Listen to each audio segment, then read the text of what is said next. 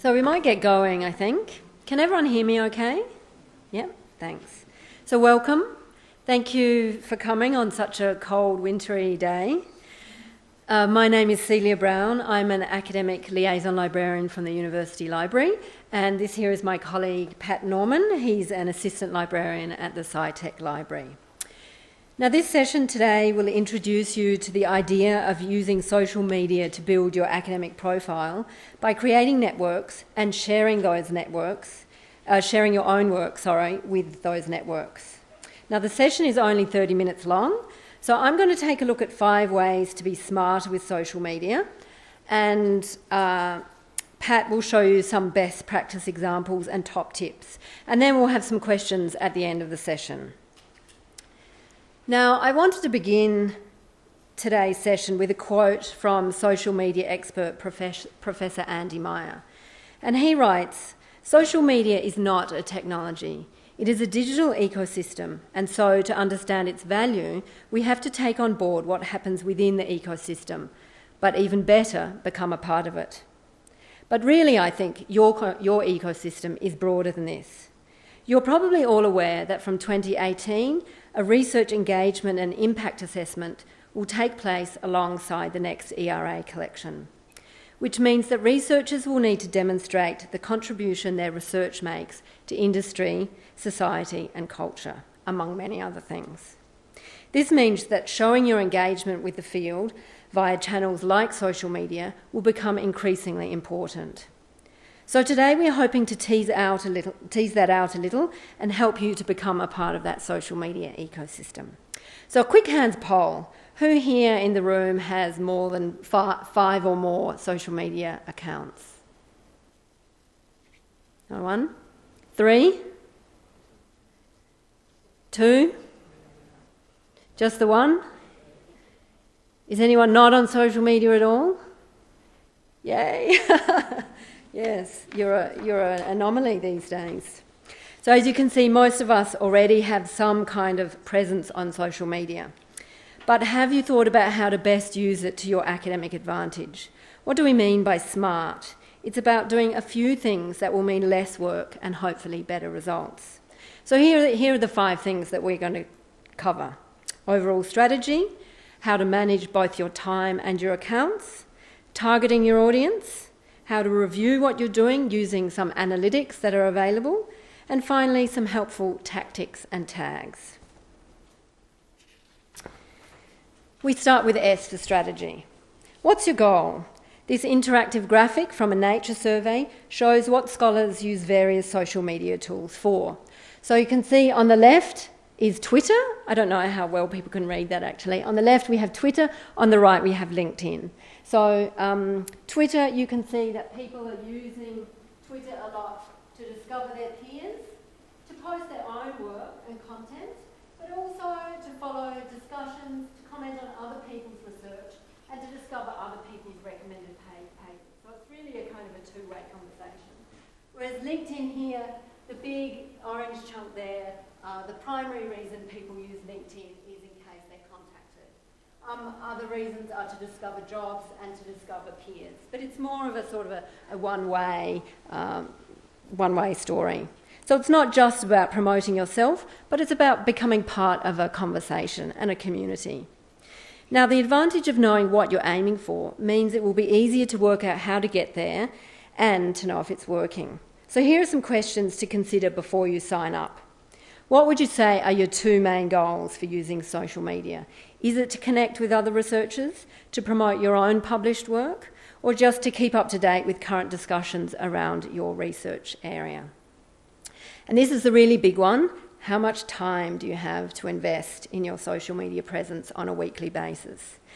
This might have an impact on what you choose to pursue. Be prepared to put some time into setting yourself up and then be logging in every day, even if it is just in the background. So as soon as you sit down in the morning, open up your social media accounts and just have them sitting there open during the day. These kind of answers will help guide your decision-making process. So M is for manage. Unless you have a lot of time to dedicate, keep things simple and focus on 1 or 2 platforms only. It's estimated that 1 in 40 academics use Twitter, so that might be a good place to start. Other popular sites which are specific to the academic community are academia.edu and ResearchGate. Just be aware that you can break copyright by uploading published papers directly onto these sites. Where possible, publish in open access journals or make your research available via the university's e-repository, Sydney eScholarship. One common practice is for researchers to use Twitter to promote their recently published article or blog post. And if it is open access, well, that's all the better. Now, if you do want to maintain many platforms, you can use a social media manager like Hootsuite or TweetDeck or Buffer to organise multiple accounts from one dashboard. A is for audience. Now, this is important because sometimes people forget that social media is actually social. And if you're not connected to an audience, you're tweeting into empty space. This is where you develop your scholarly network. Seek out other academics in your field. Think about who you want to follow and what your followers are interested in. So this is a little hypothetical of mine. I'm a hypothetical researcher in the field of bioethics. I've heard Angus Dawson from Sydney University speak, and I think I'd like to connect with him and certainly follow his research. So I search for him on Twitter and find his page, which is here. I can see here all of his areas of interest. Here, I can see there is his Twitter name, or we call it a handle. I'll talk about that a bit later. I can see here that we share one follower already. Up here I can see that he has 929 followers and he's following 1,600 people. So I know that he's already well connected. And I decided I definitely want him as part of my audience. And a lot of great things can happen when you get your audience right. Another way to find people in your network is to set up a Google alert. Set up a daily alert for keywords in the media and across the web. Set up a search for bioethics or a name of a particular researcher to follow what they're up to. But don't limit your audience to academia. Look to engage with sites in the broader community, like The Conversation. Writing for The Conversation is excellent exposure, and you can see here Ainsley Newson's links to the right to see how she takes advantage of it. So see here, she has a link to this is her university website page. Underneath here is her Twitter name, her Twitter username, and she's also got a link here to her ORCID ID. So she there is really well connected. But how do you decide who to follow? Well, of course, you'll already know some colleagues and names in your field, but after that you can use these kind of connections to give you useful data. R is for review. This is about applying a critical eye to what you do. Are you getting the right kind of connections you expected? Is this the right platform? And which posts get the right kind of attention? And make adjustments accordingly. There are a variety of tools to help you. Most social media platforms offer some kind of analytics, which is what you can see here. So you can see what kinds of posts get attention and which days of the week and even times of the day are high traffic. On academia, you can see how many people have downloaded your paper. So here you can see here what times of the day and week people have uploaded your paper, and you can see where they're even coming from. So Google UK. So if you end up with followers overseas, you can perhaps be posting in the evening Australian time to be targeting your UK audience for when they get up in the morning. And these kind of metrics can sometimes also be called altmetrics. Now for some tactics. Some of you may be familiar with this site. These are some simple things you can do to help your posts reach more people. IFL here seem to have mastered the art of making complicated content simple and interesting. This example shows a few common techniques. So the headline is relatable and dramatic. The image is more immediate than text. Images do get clicked. There's research to show that posts with an image will more likely be clicked through and increase your chances of engagement. Now, the language relates the subject to the audience's everyday experience, and this is really important, particularly when you're broadcasting out of a purely academic environment. The language is simple and it's sparse. And the last tags I'm going to talk about lastly. Tags or hashtags are used like a keyword to highlight a topic or an idea, and they're really important.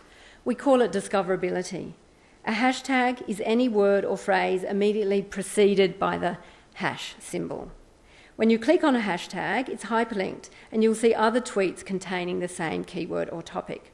So you can see here, I've just pulled this out. I did a keyword search on Twitter for bioethics, and you can see I found Jessica Cousins here. This is her handle, at Jessica Cousins. She's a graduate student at Harvard University, and also I found this interesting sounding person at Fear and Loathing, who's a professor from the University of Minnesota. Now, on first appearances, he looked really interesting to follow, although after I followed him for a couple of days, I also discovered that he posts quite a lot about basketball. So, you know, you might want to sort of add and leave followers as you discover more about them. A classic example of a hashtag are conference hashtags. So when you're at your next conference, find out what the hashtag is that they're using and become part of the conversation both during and after the conference. Now that concludes my element of the presentation, and I'm now going to hand it over to Pat, who's going to give you some great concrete tips. Thanks, Celia.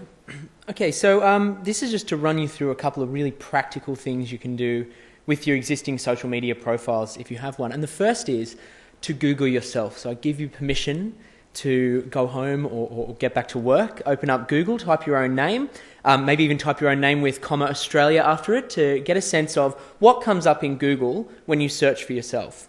You are hoping that it's not some sort of embarrassing, late night photo on Facebook, but that your academic profile page at the university or a LinkedIn or a Twitter account comes up first. So Googling yourself is a really powerful way to get a sense of what the wider world is going to see when they're looking for your name. And while we're at it, if you've ever published an article, go to Google Scholar, because that automatically creates a profile for you, and it's helpful to update that with your institutional email address and a photo, which brings me to the idea of photos using a consistent profile picture. So this handsome bald man has given you an example. This helps people to find you. Having the same profile photo for your different networks signifies to people who are looking for you on those different networks, yeah, we're talking about the same person on each of these networks. So ideally, a sort of a professional photo, depending on your discipline, you may like something a bit more colourful, but using a consistent profile photo across all of your accounts is really important. Take some time with your bio. So your bio is your business card. You may already have one that you've had to submit for conferences, or if you've written for the conversation. Your tone is really important here. So you need to be concise so that you get as much information across about yourself and your research and your interests as possible. Be original so that your identity stands out. You're using that profile photo to distinguish yourself, but you're also distinguishing yourself and your research and your interests from other people in your field. Being yourself is part of that originality. But think about who's reading it too. So LinkedIn is primarily a professional network, so you're talking more about your work experiences and your professional identity. Academia and ResearchGate are primarily research networks, so you're talking more about your research areas and research interests there. Learn about the community that you're going to be posting in. So this is where, when Celia was talking about hashtags, this is a really powerful way to connect to your community.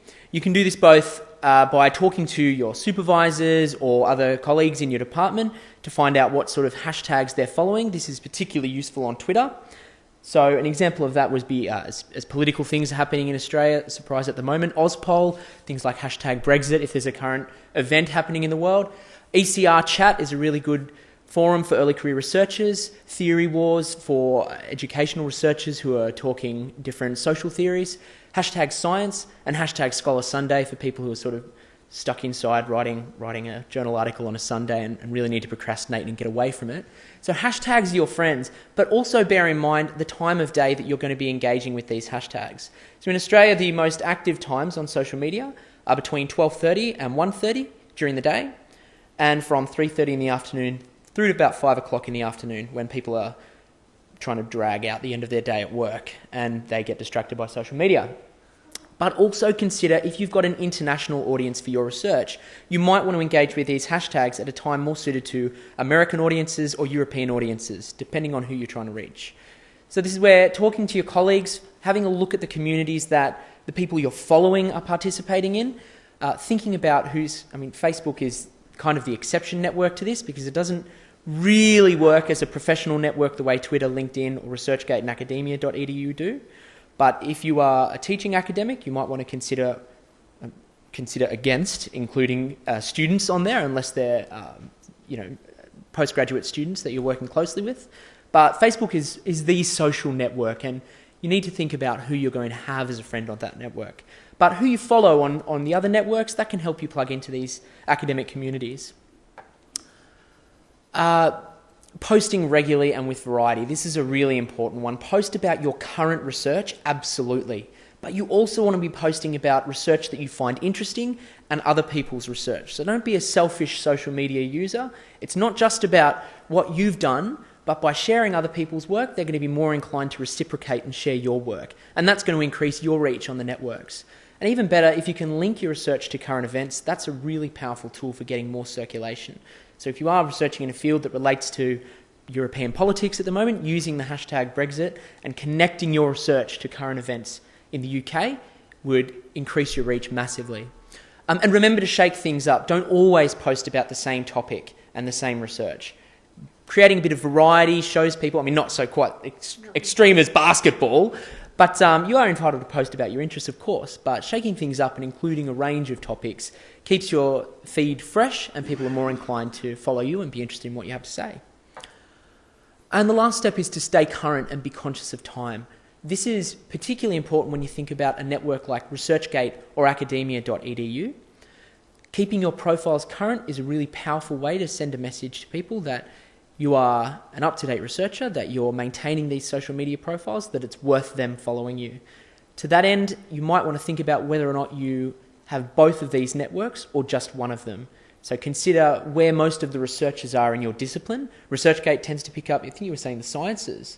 And I know education is picked up quite heavily in ResearchGate, and academia, the humanities tend to use a lot more. So ask around, have a look for the people that you are likely to follow, so standout experts in your field or academics that you find yourself citing frequently, and see which network they're engaging with, and that's the one that you should dedicate more time to maintaining. An out-of-date, unused profile is just as bad as not having a profile at all, so you might as well not have one in that instance. So if you were looking for further reading on this, we recommend Googling Andy Meyer. He's got an article, The A to Z of Social Media, and also Googling Sydney Morning Herald 19 LinkedIn tips. This was only up the other day, but it was really helpful to think about how these tips might be applied to broader social media networks, not just LinkedIn. So that concludes our spoken section. Do we have any questions? We've got a bit of time. Yeah.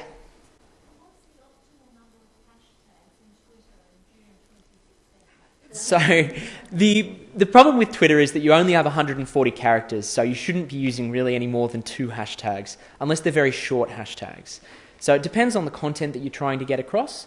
If you're hitting a hashtag, for example, Ozpol has a huge number of people following it. The risk, and that's good, but the risk with doing that is that your post is going to get lost in the wash as it moves through. So using about 2 hashtags so you hit a larger audience, 3 at most, I would say, on Twitter. Yeah, it's probably best to avoid that sort of hashtag overload. Some people just, put half a dozen hashtags and then you just don't even really end up looking at them. There is all the guerrilla technique as well. If you use a really popular hashtag like Justin Bieber, it'll sort of blast your thing out there and millions of people will see it, but they may not care about things going on in the Charles Perkins Centre. So, yeah.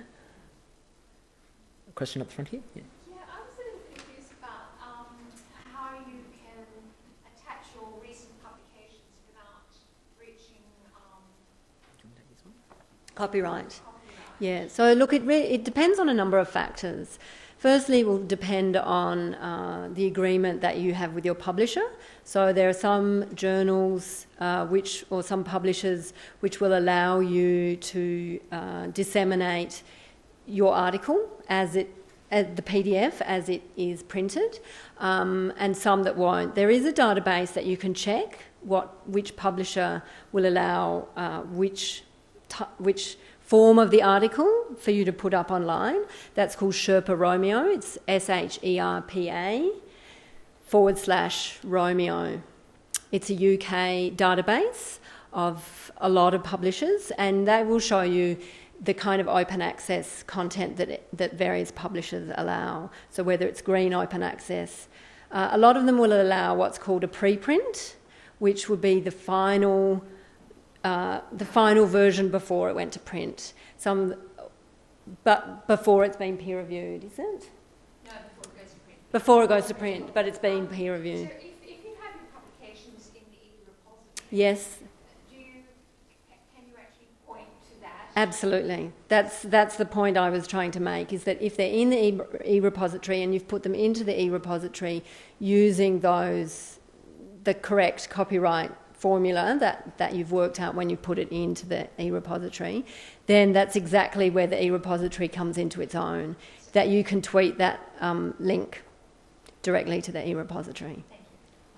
The same goes if you're posting the link to the landing page in an academic journal database. That landing page will also track views on Altmetrics. We've got a thing coming up, a quick bites session on that coming up. So that landing page is also a good link to post, and sometimes you'll find those journals might have 50 free prints sort of going out at some point. So that's another way to get a bit of reach too. So.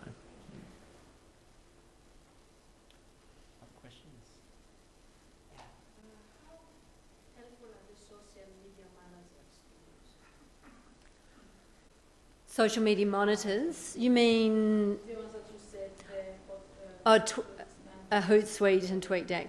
Look, I think if you've got more than about 3 different accounts that you're managing simultaneously, they do have some great features, like lists, so you can create lists. So you could have lists of all your sort of, for example, bioethics academics that you're following, and then you can have another list of different kind of people you're following. In terms of scheduling posts, they're really powerful. So something like Buffer, which is a really simple... Because the risk you run, something like Hootsuite is kind of complex. If you're running a lot of networks and you really want to... And you're super engaged on social media, Hootsuite's a good tool, but it takes time to learn that system. Buffer is nice and simple. You can schedule different time frames for posting. So Twitter, for example, you can say, I want to have 3 posts a day, and they go out at 1:30, 3:30, 5:30, and then as you see articles or as a thought occurs to you, you can just schedule it in Buffer, and then it will drip feed those out onto your network. So it looks like you're engaging regularly, and you can set that up across different networks. So Facebook once a day, LinkedIn, once every 2 days. So you're not overloading the networks with posts. So there's simple ones like that. I guess maybe the thing is also to remember that even though you might schedule something through Hootsuite and have it go live this afternoon, particularly with a platform like Twitter, you need to then also be around when that goes live to be part of what follows. Because if you just post it and then don't check again until 2 days' time, you've kind of missed the conversation. Any other, questions? To what extent, if at all, can sharing these sorts of links, hashtagging and so on, be considered social industry policy? Well, that's where you start using your analytics, I guess. Like Pat said, next semester there'll be a session particularly on Altmetrics, which might be worth dropping into, because that will talk really about all those different kinds of metrics of engagement and downloads and all that sort of stuff. I guess it's also about creating your network so that you're becoming part of that conversation. Yeah. Do you have anything else that you'd like to... Were you thinking particularly around the government's changes? Just in general, can dissemination through social media itself be counted as a social impact? It's moving in that direction, I think. So Altmetrics, the sort of movement for Altmetrics, which for those who aren't familiar, it's sort of tracking the sharing of articles, the impact on media of publications from academia. They're moving in that direction, but we haven't. It's not fully quantified yet, but they're moving that way. So, and Altmetrics, there are ways of measuring that, and that's, I think, one entry point for that sort of thing. And I mean, just because someone's downloaded your paper doesn't mean they've read it. Yeah, you can have... So in that sense, Altmetrics is kind of blurry, because you can say, well, 100 people downloaded my paper, but what does that really actually mean? Yeah. So with the e-repository, can you somehow make available an article published in a journal that's not open access? I've not used e-repository. Is that possible? Yeah, so again, you'd need to check your publisher's stance on open access. So some publishers will allow you to disseminate your final PDF version of the article. Some will allow you to upload, like we were saying before, there's either a post-print or a pre-print. And the best thing to do would be to go to the Sherpa Romeo website and search for your publisher and the journal that you've published in, and see what their open access stance is from there. I mean, if you have published initially in an open access journal, then you're right. The library's e-repository team can also help you with working through that stuff. So if you want to load something into the e-repository, they will be checking whether, you know, the open access status of that and what can be shared before it goes into the repository. So. I was just thinking, if it's open access, what benefit is it to log it into e-repository? It's just another entry point. It's also a really permanent URL, so it will stay that way, whereas other commercial websites may change. This is a really persistent URL link, and it gives another entry point. It links you immediately to the University of Sydney. There are a number of reasons why it's helpful.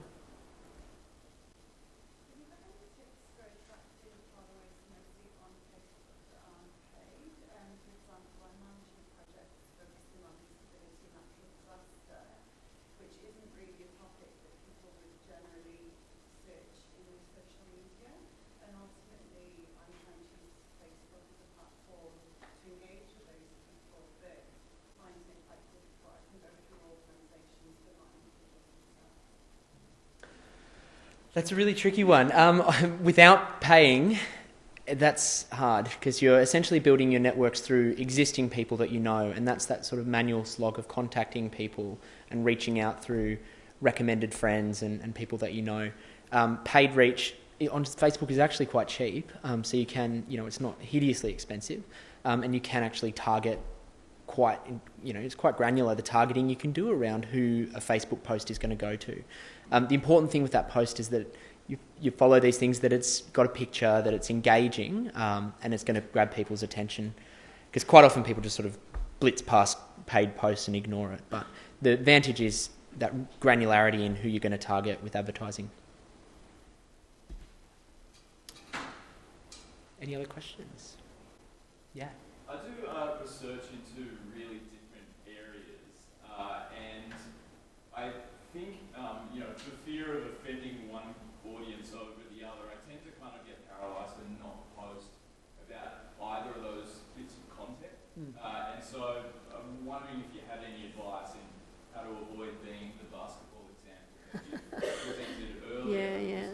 There's really little overlap, and I'm just kind of worried about the exposure you get with one bit of content compared to the other. Pick your times. So if you're familiar with your networks and you know the hashtags that you're going to be using, I'd say pick your times and target your post that way.